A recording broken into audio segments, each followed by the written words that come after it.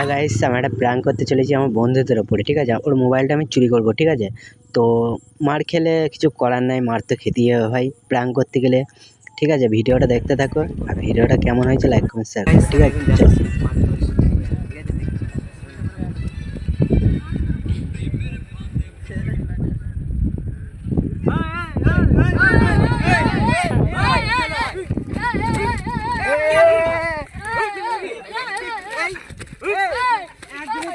तुम डालेगा मार मारा